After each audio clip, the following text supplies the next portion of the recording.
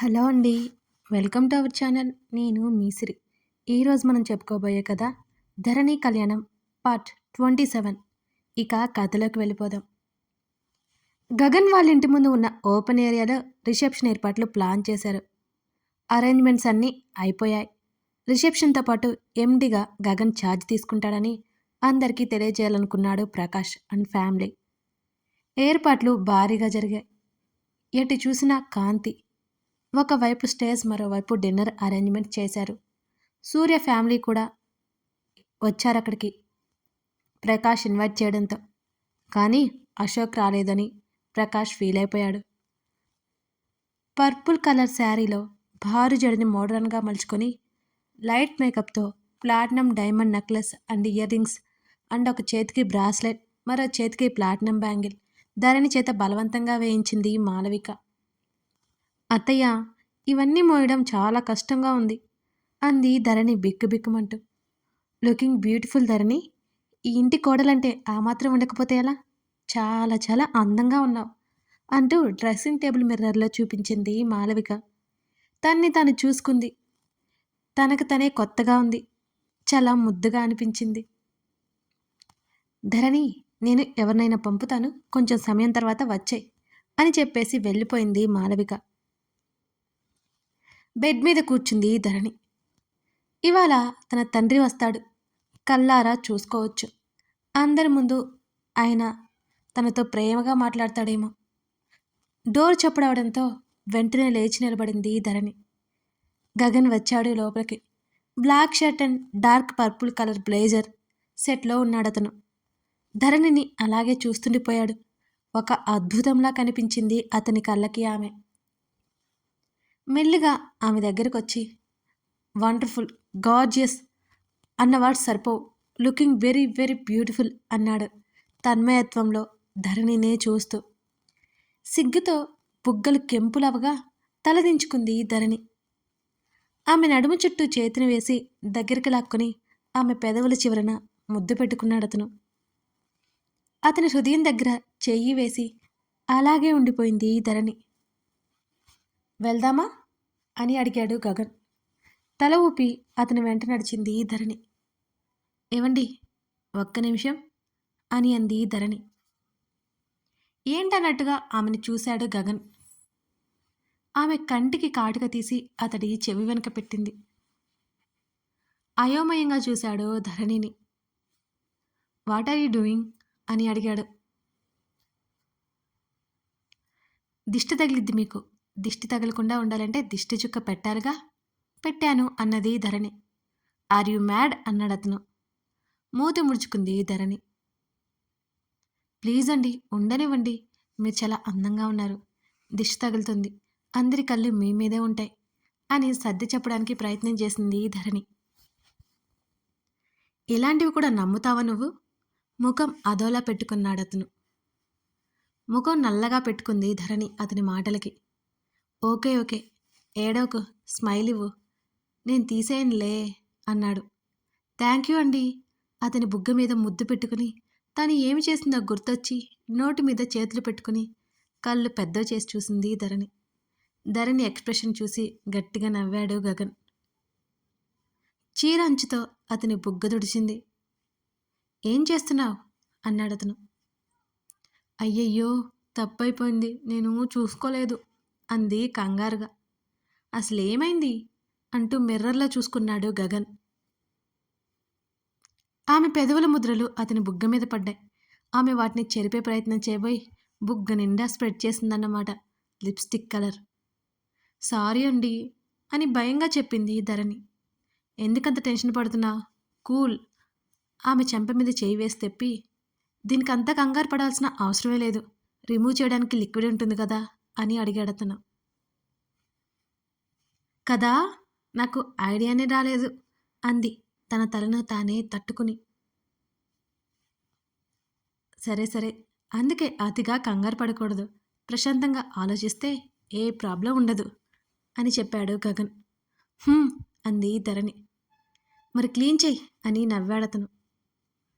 అతని కళ్ళలోకి చూడకుండా వెంటనే అతని బుగ్గ మీద ఉన్న పెదవుల ముద్రలు చెరిపివేసింది ధరణి. ఫ్యాక్ట్ చెప్పాలి అంటే నిన్ను వదలాలి అని లేదు. కానీ ఫంక్షన్ స్టార్ట్ అవుతుంది కదా! తప్పట్లేదు అని అన్నాడు గగన్.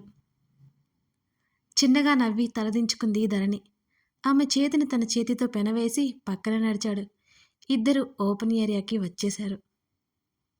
ఇద్దరు ముచ్చటగా ఉన్నారు అని మెటికలు విరిచింది కాంతంభమ్మ. చిన్నగా నవ్వింది ధరణి. మేడ్ ఫర్ ఈచదర్ మీ ఇద్దరు అంది మాలవిక. ముందుగానే ప్రకాష్ మైక్ తీసుకుని గగన్ గురించి చెప్తూ నెక్స్ట్ ప్రెసిడెంట్ అని అనౌన్స్ చేశారు తన ఆఫీస్కి. మీడియాని అలౌ చేయలేదు, కానీ ఆ న్యూస్ సోషల్ మీడియాలో చక్కర్లు కొట్టింది. ఆ తర్వాత గగన్ స్టేజ్ మీదకి వెళ్ళారు. ధరణికి చాలా భయంగా ఉంది. పెద్ద పెద్ద వాళ్ళందరూ విష్ చేస్తుంటే నమస్కారం పెడుతోంది ధరణి అతనితో పాటుగా. ధరణి ఇంకా నచ్చేసింది అందరికీ. దూరంగా ధరణిని చూస్తూ ఉండిపోయాడు సూర్య. అతని కళ్ళల్లో నీళ్లు అడ్డుపడుతూ సరిగ్గా కనిపించలేదు ధరణి. చక్కని చిరునవ్వుతో గగన్ చేతిని గట్టిగా పట్టుకుని ఉంది ధరణి. ఫోటోగ్రాఫర్ ఫోటోలు క్లిక్మనిపిస్తుంటే ధరణి కంగారుగా చూసింది. మాటలు చెప్తూ కూల్ చేస్తున్నాడు గగన్ ఆమెని. ఆమెనే చూస్తూ ఉండిపోయాడు సూర్య. రిసెప్షన్ పూర్తయ్యే వరకు అక్కడే నిలబడి ఉన్నాడు సూర్య. ఆలోపే డిన్నర్ చేసేవాళ్ళు చేస్తున్నారు.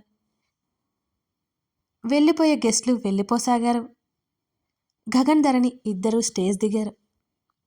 గగన్ ఎవరో పిలవడంతో, ధరణి నువ్వు వెళ్ళు, నేను వస్తాను, జస్ట్ 5 minutes అని చెప్పాడు గగన్.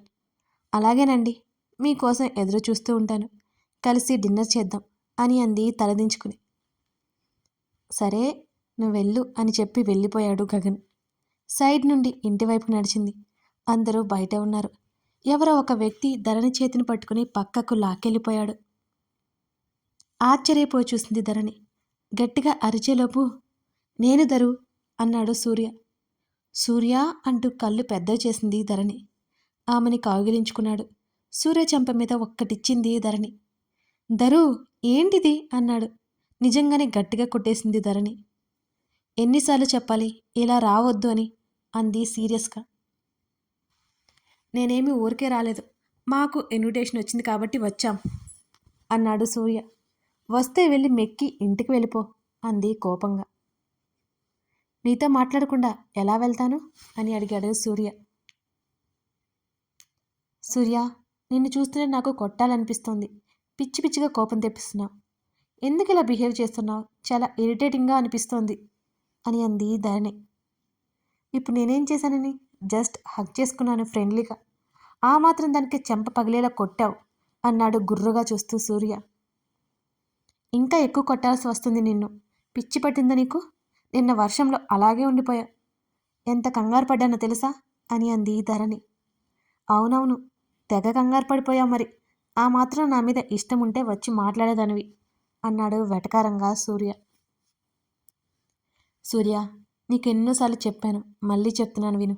నీ మీద ఇష్టం ఉంది, కానీ నువ్వు అనుకునే ఇష్టం కాదురా. అర్థం చేసుకో అంది ధరణి. అర్థమైంది, అందుకేగా నిన్ను ఇబ్బంది పడట్లేదు, లేకపోతే ఈ పాటికి ఎత్తుకెళ్ళిపోయేవాణ్ణి అని సూర్య అనగానే చంపేసేలా చూసింది అప్పటికే అతని వైపు. కూల్ కూల్, ఇంతకీ మీ ఆయన బాగానే చూసుకుంటున్నాడా? చూసుకోపోయినా కవర్ చేస్తున్నావా అని కళ్ళు ఎగరేశాడు సూర్య. అది నోరా చెత్తబుట్ట, ఇంకోసారి ఏమన్నా ఆయన అన్నావంటే ఊరుకునేది లేదు వేలు చూపించింది ధరణి. ప్రపంచంలో ప్రతి వైఫ్ ఇలాగే ఉంటుందన్నమాట అన్నాడు సూర్య. అంటే అని అయోమయంగా చూసింది ధరణి అతని వైపు. తన మొగుడు ఎంత వెధవైనా వెనకేసుకొచ్చి మంచోడ్లా నిరూపించాలని చూస్తుంది అన్నాడు నిర్లక్ష్యంగా మాట్లాడుతూ. సూర్య పీక పట్టుకుంది ధరణి. ధరు చంపేస్తావా నవ్వుతున్నాడు సూర్య. ముందు పోరా, నీతో అస్సలు మాట్లాడను. ఇప్పటి నుండి నువ్వు ఎవరో కూడా నాకు తెలియదు. నా వల్ల నువ్వు బాధపడుతున్నావని ఇన్ని రోజులు మౌనంగా ఉన్నాను. ఇక నిన్ను పట్టించుకునేదే లేదు. ఇంకోసారి నాకు కనిపించావు అంటే మా ఆయనతో చెప్పి కొట్టించేస్తా అంది ధరణి. నువ్వు కొట్టిస్తానంటే ఊరికే కూర్చుంటాం మరి. అంత లేదమ్మా, మీ ఆయన పార్ట్స్ విరిచి పార్సల్ చేసి పంపిస్తా. సేవలు చేసుకోలేక అల్లాడిపోతావు అన్నాడు సూర్య. చాలా ఎక్కువ మాట్లాడుతున్నావు సూర్య. నువ్వు నోరు మూసుకొని పో. ఇంకోసారి మా ఆయన్నేమైనా అంటే ఊరుకోను. ఫ్యూచర్‌లో నీ వైఫ్‌కి నీ గురించి అంతా చెప్పేస్తా అంది వేలు చూపిస్తూ.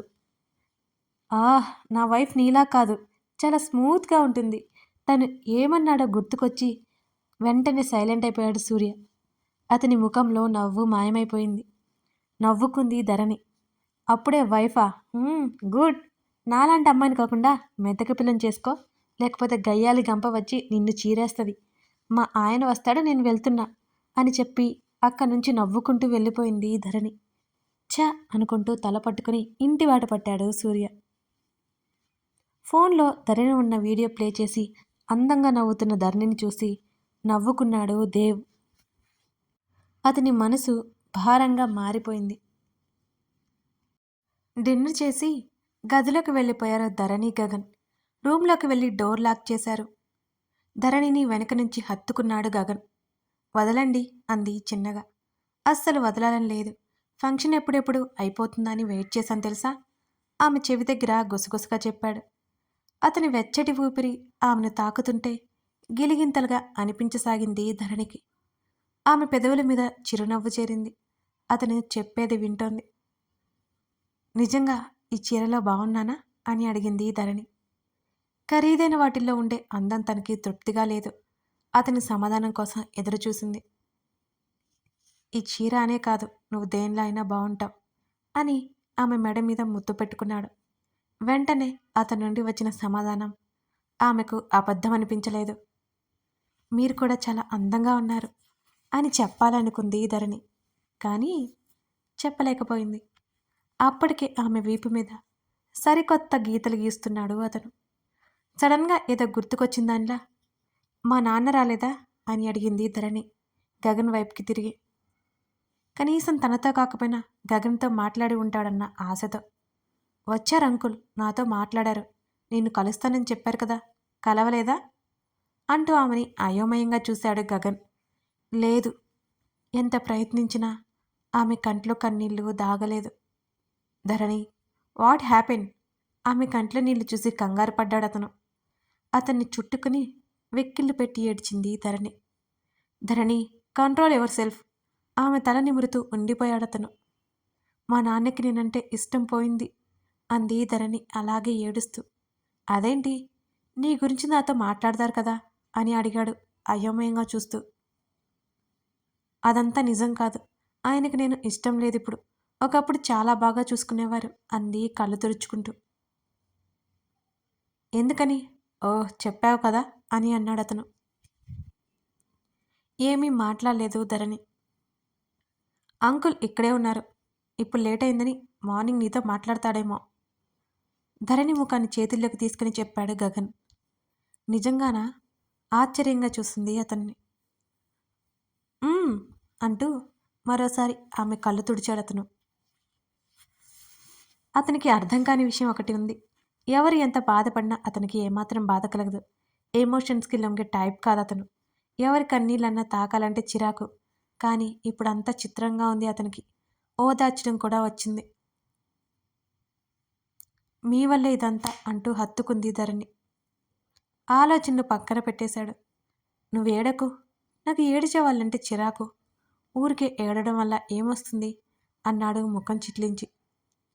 భారం దిగిపోతుందండి అంది ధరణి. ఇవన్నీ ట్రాష్. అలా ఏడ్చేవాళ్ళు ఎదుటివారి దగ్గర సింపతి కోసం ఏడుస్తారు అని అన్నాడు గగన్. అంటే ఇప్పుడు నేను అందుకే ఏడుస్తున్నానా అంది ముఖం ఎర్రగా పెట్టుకొని. లేదులే, నువ్వు నిజంగానే ఏడ్చావు అన్నాడు. అతనేంటో ఇప్పటికీ అర్థం కావడం లేదు తనకి. అతను ఒక క్వశ్చన్ మార్క్ ఆమె దృష్టిలో. ఇప్పటికైనా నీ మూడ్ సెట్ అయిందా అని అడిగాడు గగన్. అయిందండి. అతన్ని వదిలి చీరకి ప్లీట్స్కి ఉన్న పిన్ తీసి ముందుకు కదిలింది. అయ్యో, ఏంటిది, చీర లాగేశారు. తన శరీరం నుండి వేరైన చీరను చూస్తూ కంగారుగా అంది ధరణి. ఎక్కడికి వెళ్ళిపోతున్నావు అంటూ ఆమెనికి చెరువులోకొచ్చాడతను. వదలండి, ఫ్రెష్ అవ్వాలి ధరణి అంటుంటే కలిసే అవుదాం అన్నాడతను. వద్దు అంది సిగ్గుతో వెనక్కి తిరిగిపోయి. తర్వాత ఏమవుతుందో తర్వాత భాగంలో చూద్దాం. ఇంతకీ సూర్య ధరణి మాటలు విని ఆమెను మర్చిపోతాడా? ధరణినే ప్రేమిస్తున్న దేవ్ సంగతి ఏంటి? ఇవన్నీ తెలుసుకోవాలంటే మిగతా కథ కూడా చూడాల్సిందే. ఈ కథ నచ్చితే లైక్ చేసి, అలాగే కామెంట్ చేసి, సబ్స్క్రైబ్ చేసుకునే వాళ్ళుంటే సబ్స్క్రైబ్ చేసుకోండి. Thank you.